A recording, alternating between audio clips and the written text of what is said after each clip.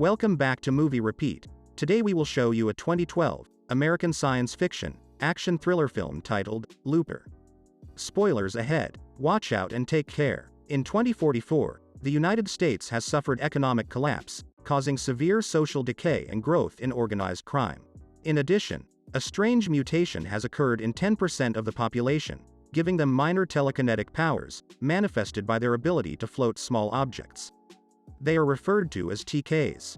30 years into the future in 2074, time travel is invented, but is immediately outlawed. However, because by that point, tracking technology has rendered it nearly impossible to dispose of bodies secretly, crime bosses turn to time travel to send their targets to the past, the movie's present, to be killed by loopers, hired guns paid in silver to kill whoever is sent to them. The victims have bags over their heads, and silver bars strapped to their backs. This comes at a price. The severe sanctions on time travel mean that crime bosses eventually need to end a looper's contract, and also eliminate any traces of their working relationship, so they send his older version back to be killed by his younger self, referred to as closing the loop, which each looper must do himself. They're paid in gold for this, to live the rest of their lives in comfort. Joseph Joe Simmons works for a mafia company in Kansas City as a looper. Joe's boss, Abe, was sent back in time to manage the loopers and also owns a club where Joe frequents and spends time with Susie, a showgirl. Abe also controls the Gat Men, his muscle, led by Kid Blue. Gat Men are so named for their Magnum revolvers, which have greater range and accuracy than a looper's blunderbuss shotgun, a weapon designed strictly for close quarters. While at the club one evening, another looper announces that he has just closed his loop. The big payoff in gold is reason to party. As Joe continues his work, he and the other loopers begin to notice that loops are being closed at an increasing pace. One night, Seth, Joe's friend and a fellow looper, visits him in a panic, telling him that he was supposed to close his own loop but couldn't do it. Seth reports that his victim appeared, singing a song his mother had sung to him when he was a baby. Knowing it was his future self, Seth couldn't kill him. Old Seth tells Seth about a new crime boss called the Rainmaker, who has commenced a reign of terror in the future. The Gat Men then knock on Joe's door, so he hides Seth in his apartment floor safe. The Gat Men suspect Joe is shielding Seth, so they take him into Abe. Abe makes a deal with Joe. If he gives up Seth, he will walk free.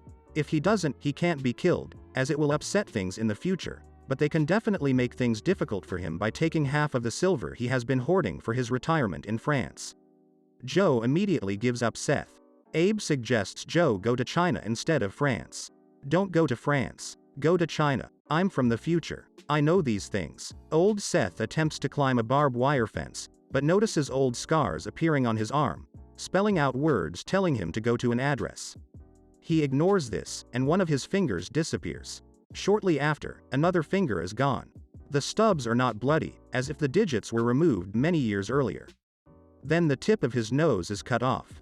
Old Seth returns to his car, and heads for the address he was given.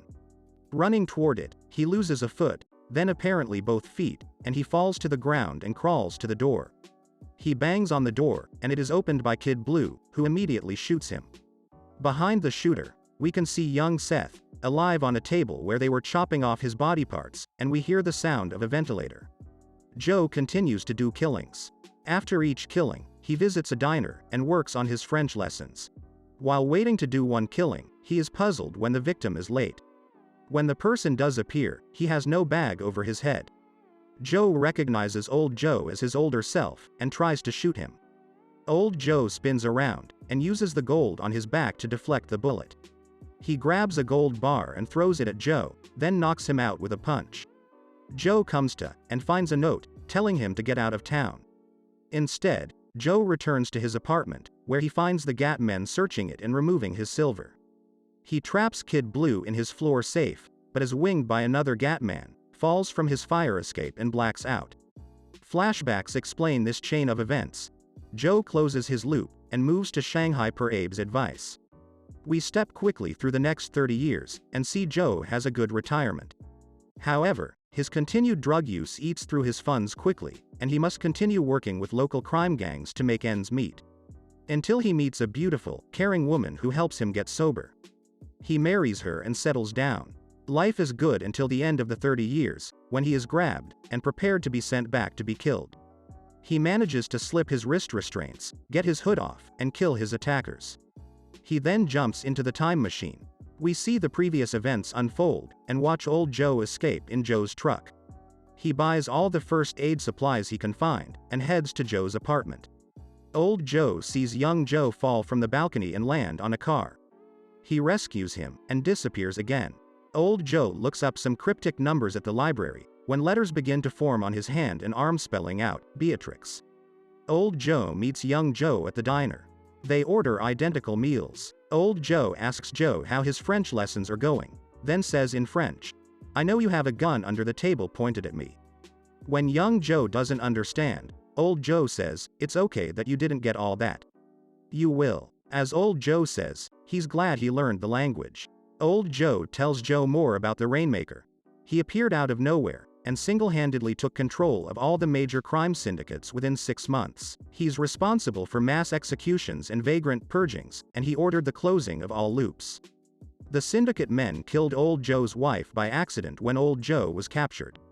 Shortly before this, old Dale, one of Joe's looper colleagues, gave old Joe a numerical sequence that hints at finding the Rainmaker. Old Joe knows that in Joe's present, the child who will grow up to become the Rainmaker is living in the same county. If old Joe can kill the Rainmaker, then he never would be captured, and his wife would still be alive. All that is known about the Rainmaker is that he has a synthetic jaw, and he watched his mother being killed. They tussle when old Joe realizes that young Joe still plans to kill him. Both Joes notice that the diner has cleared out. Staff and customers have disappeared.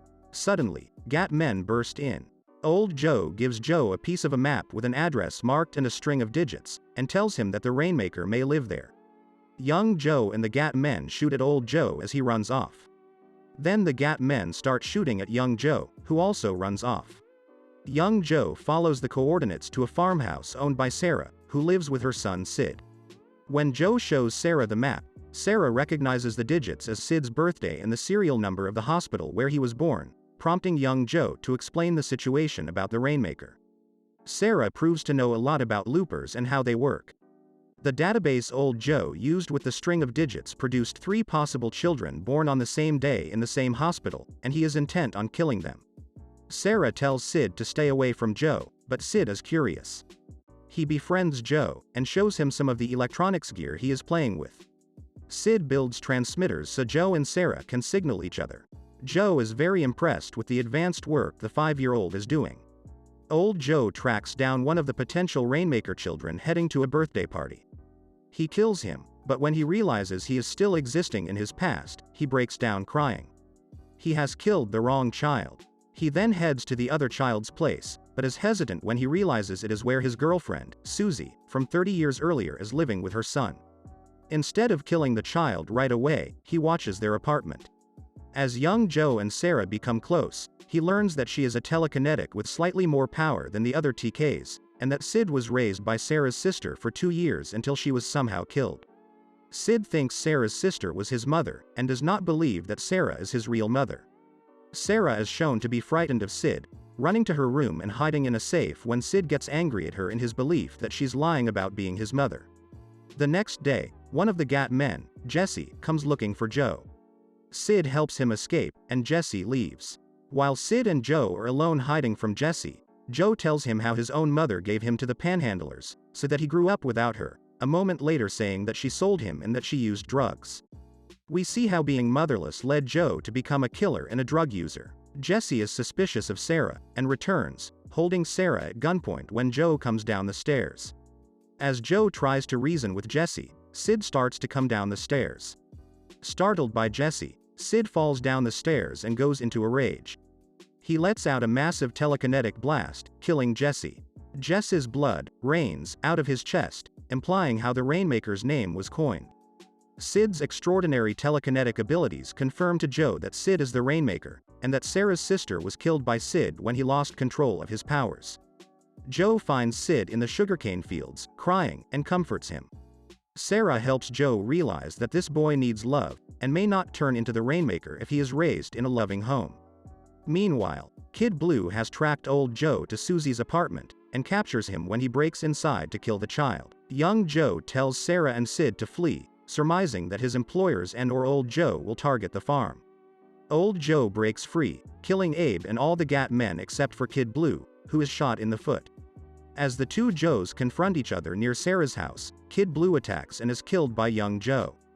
Sarah and Sid attempt to drive away, but Old Joe starts shooting at their truck. Sid wants Sarah to stop the truck so they don't come closer, but instead, Sarah steps on the gas, hoping to run Old Joe over. Getting scared, Sid uses his TK powers to cause the truck to flip. He and Sarah attempt to run to the sugarcane field to hide. Old Joe attempts to shoot them and the bullet grazes Sid's cheek. Sid goes into another rage and uses a blast of his TK powers to suspend Sarah and Old Joe in the air. Joe has been following after Old Joe in his truck, which is knocked over by the TK blast. Sarah calms Sid, telling him repeatedly that she loves him and he'll be okay. Sid calms down and ends his TK storm. Sarah hugs Sid, and he calls her Mom for the first time, showing Joe that Sid can be controlled. Recovering, Old Joe grabs his gun, ready to shoot Sid. Sarah sends Sid into the cane fields and uses her body as a shield, preventing Old Joe from shooting. Finally, Old Joe shoots Sarah through the heart. Sid sees his mother die, then escapes through the sugarcane fields and onto a slowly passing freight train.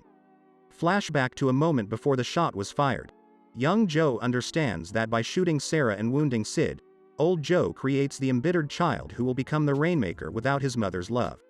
And also realizes that even by killing Old Joe, the loop will not be closed and Old Joe will keep coming back.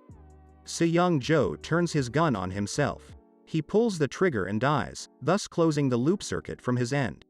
Almost instantly, Old Joe disappears. Sarah lovingly puts Sid to bed after bandaging up the cut on his face caused by Old Joe's shot. Sarah then goes back out to the sugar field and notices that the ground around the overturned truck is strewn with gold bars, which Old Joe looted from Abe's headquarters.